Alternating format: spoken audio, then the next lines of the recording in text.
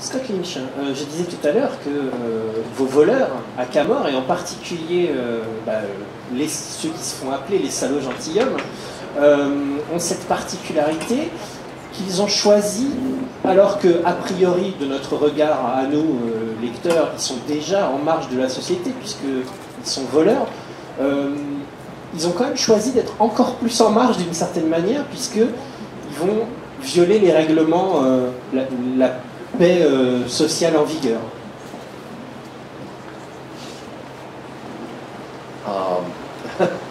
Yes, partly that was useful for the story. It gets us right in, it gets them into trouble, and provides them with an excuse to make their lives difficult and complicated. And I apologize for my shyness behind the microphone and my strange affect. I'm actually just a puppet operated by Helene. I'm like a gigantic Muppet. And I have to rely on you to transcribe this accurately now, don't I? I really enjoy how I talk for, several minutes, and she scribes maybe 2 lines. She's very good. Chaque année, tu te fais martyriser par les auteurs. Hein. C'est fou, hein? I'm sorry. When you, many fantasies feature characters of extraordinary abilities, boundary-breaking abilities, whether it is extraordinary heroism, whether it is extraordinary physical strength, extraordinary endurance. And one of the boundaries that thieves as characters transgress are those boundaries of behavior that bind us as civilized human beings. I have not actually killed a great many people. I have not actually run, money laundering rings out of the back room of Camorra. I've not actually been a con artist in my life. But I don't mind fantasizing about it. I don't mind being a thief in video games. The thieves allow for social transgression that matches the physical transgression and heroism of more traditional characters. I will let you, yes. Donc oui, effectivement, alors ça a été très utile cet aspect-là dans mon histoire, parce que comme ça, les personnages ont des soucis, ça me donne des excuses pour leur mener la vie très dure.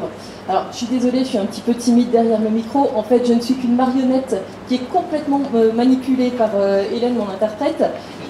Et maintenant, il faut que je lui fasse confiance pour traduire ça correctement, je vous raconte pas. Et j'adore parce que je parle pendant 7 minutes, elle écrit genre 2 lignes et elle s'en sort. Trop bien.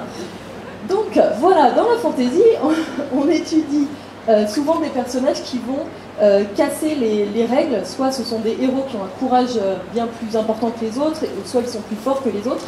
Et pour les voleurs, c'est une question de comportement. Alors personnellement, je n'ai jamais blanchi de l'argent au fin fond de Camorre.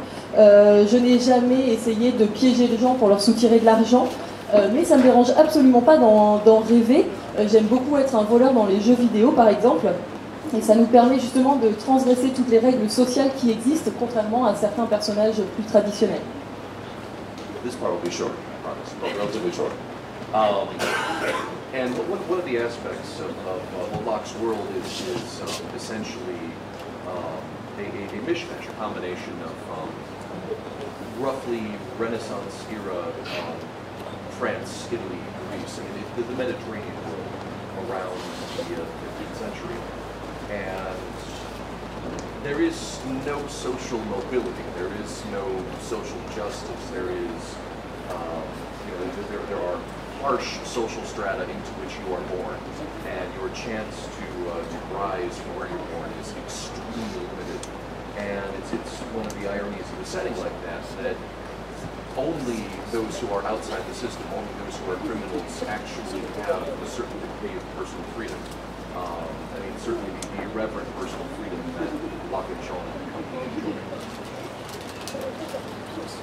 Alors effectivement, en fait, le monde que j'ai inventé là, c'est un espèce de mélange alors à l'époque de la Renaissance, de la France, de l'Italie, de la Grèce, au XVe siècle. C'est un monde où il n'y a aucune mobilité sociale, pas vraiment de justice sociale non plus, c'est-à-dire que chacun naît dans à un certain niveau de la société et très peu peuvent monter l'échelle sociale. Et justement, l'ironie, c'est que seuls ceux qui sont à l'extérieur de ce système peuvent avoir un minimum de liberté, comme Locke et Jean. Alors que je disais qu'ils brisent les codes, c'est aussi parce que, en gros, on a le droit de voler, mais on n'a pas le droit de voler les riches, quoi.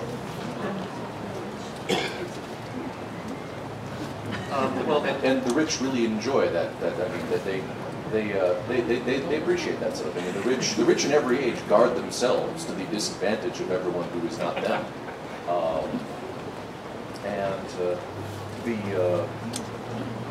The right people, the criminals of Camorr, in their situation, not taking the deal would be rather foolish. It's the noose otherwise. It's the noose regardless in many instances, but there'd be a lot more hanging if everyone doesn't cooperate.